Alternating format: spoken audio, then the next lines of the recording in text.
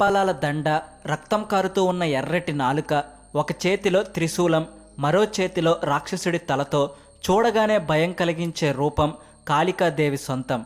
ఆ శివభగవానుడే ఆమె కాళ్ళ కింద ఉండడం మనం చూసే ఉంటాం.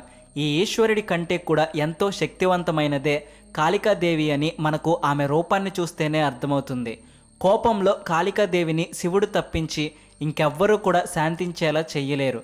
ఎంత ఉగ్రరూపం ఉన్నప్పటికీ కూడా కాళికాదేవి భక్తులకు కొదవలేదు.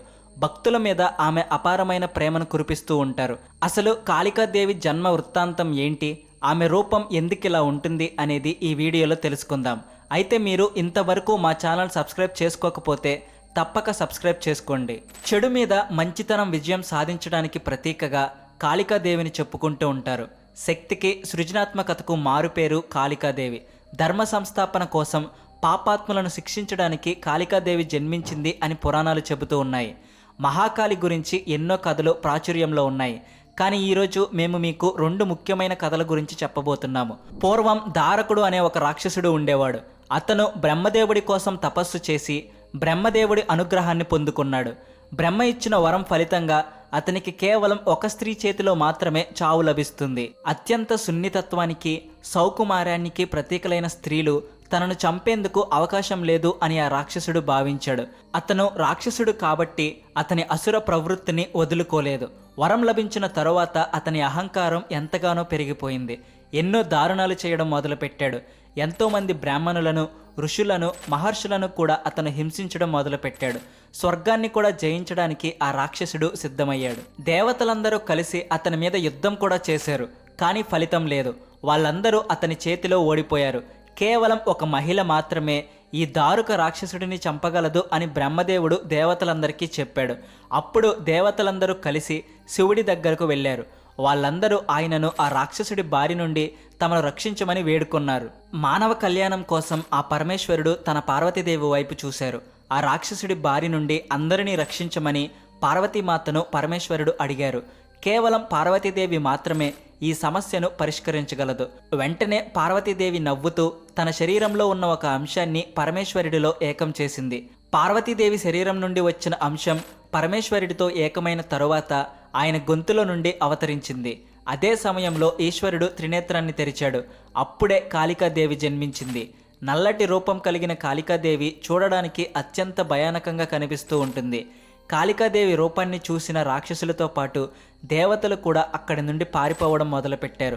ఆమె రూపం ఎంత భయానకంగా ఉంది అంటే ఆమె ముందు నిలబడడం ఎవ్వరికీ చేత కాలేదు. ఇలా కాళికాదేవి ఎంతోమంది రాక్షసులను సంహరించింది. మహిషాసుర, ధూమ్రవిలోం శంభు, నిశంభు వంటి ఎంతోమంది రాక్షసులను దేవి చంపేసింది. వీళ్ళందరికంటే కూడా అత్యంత బలాన్ని కలిగిన రాక్షసుడు రక్తబీజుడు. అతనిని చంపడం దేవతలకు కూడా సాధ్యం కాదు.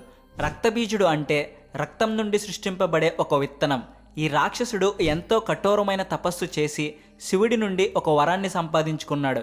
ఈ రక్తబీజుడిని గాయపరిచిన వెంటనే అతని రక్తం నుండి మరొక రక్తబీజుడు పుట్టుకు వస్తాడు. దాంతో తనకు ఎదురులేదు అనుకుని ఆ రాక్షసుడికి అహంకారం పెరిగిపోయింది. గర్వంతో విర్రవీగిన రాక్షసుడు దేవతలను కూడా పీడించడం మొదలుపెట్టాడు. దేవతలందరూ అతనితో ఎన్నో యుద్ధాలు చేశారు. కానీ అతని రక్తం పడిన చోట నుండి మరొక రక్తబీజుడు పుట్టుకు రావడం మొదలుపెట్టాడు.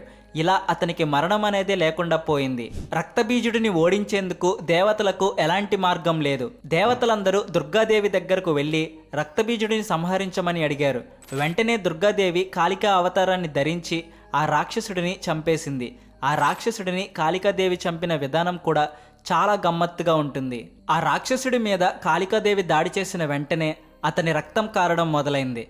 దాంతో కాళికాదేవి తన నాలుకని పొడవుగా చాచి అతని రక్తాన్ని కింద పడకుండా తన నాలిక మీదకు తీసుకుంది.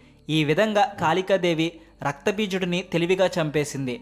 రక్తబీజుడిని చంపిన తరువాత కాళికాదేవి ఉగ్రస్వరూపం ధరించింది. ఆమెను శాంతింపజేయడం ఎవరికీ సాధ్యం కాలేదు. ఆ రూపం కారణంగా ముల్లోకాలు అదిరిపడ్డాయి. ఆమెకు భయపడి సమస్త జీవకోటి అల్లకల్లోలంగా మారిపోయింది. వెంటనే దేవతలందరూ భయపడి శివుడి దగ్గరకు వెళ్ళి తమని రక్షించమని వేడుకున్నారు. అయితే శివుడు కూడా కాళికాదేవిని శాంతింప చేయలేకపోయాడు. దాంతో ఆయన కాళికాదేవి పాదాల చెంతకు చేరుకున్నారు. తన కాళ్ళ కిందకు వచ్చిన తన భర్తను చూసిన కాళికాదేవి ఒక్కసారిగా శాంతించింది. ఈ విధంగా శివుడు దేవతలకు సహాయం చేస్తూనే కాళికాదేవి కోపాన్ని కూడా తగ్గించాడు. కాళికాదేవి రూపాన్ని మీరు చూసే ఉంటారు. ఒక కాలు శివుడి మీద పెట్టి ఉన్న రూపాన్ని గమనించినట్లయితే కాళికాదేవి నల్లటి నలుపు రంగులో ఉంటుంది. దేవతలందరికంటే ఎంతో విచిత్రంగా ఉన్న రూపం కాళికాదేవిది.